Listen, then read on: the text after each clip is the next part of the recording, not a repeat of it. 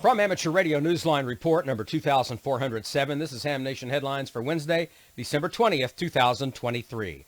First up this week, action by Ofcom in the UK, where sweeping changes are proposed for everything related to amateur radio, from call signs and power levels to the terms under which a notice of variation is needed.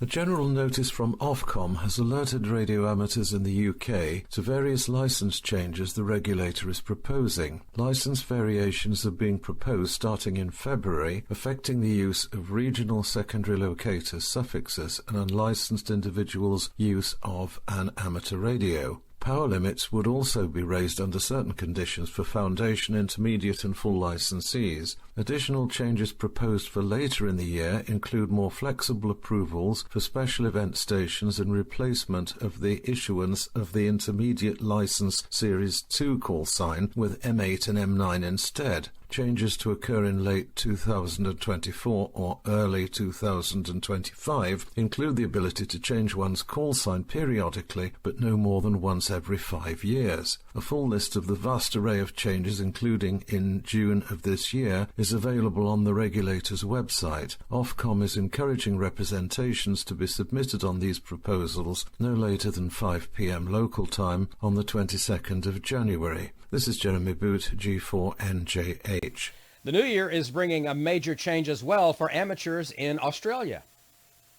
The Australian Communications and Media Authority will be moving to a class licence format as previously announced, starting on the 19th of February. This removes the annual renewal fee and gives the regulator responsibility for examinations and licence issuance. Those tasks were previously assigned to the Australian Maritime College in Tasmania. Hams with non-assigned amateur apparatus licences can expect to hear from the ACMA in January, when they'll be provided with guidelines for the transition arrangements and learn their highest qualification level and call sign. This is John Williams, VK4JJW.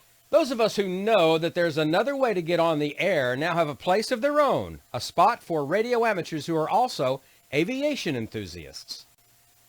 It's called the Flying Hams Network. Its founder, Daniel Heilman, WX5WX, has discovered that it combines his love of radio and aviation very nicely and connects him with kindred spirits on the air. He created it as a digital watering hole, allowing people to chat on the TGIF DMR network talk group Flying Hams, 312-0664. He also created links for other modes. The Flying Hams can be found on YSF 20664 US_Flying Hams, on All-Star 515422 and Echolink AE5ME-R.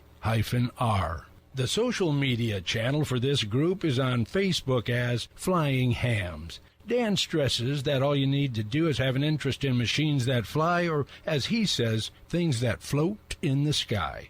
Pilots and non-pilots alike are welcome to engage in the nightly rag chews in the hopes of forming a net. In the meantime, just get on the air and wing it. This is Dave Parks, WB8ODF. And that's all from the Amateur Radio Newsline, your independent source for amateur radio news since 1976 at arnewsline.org.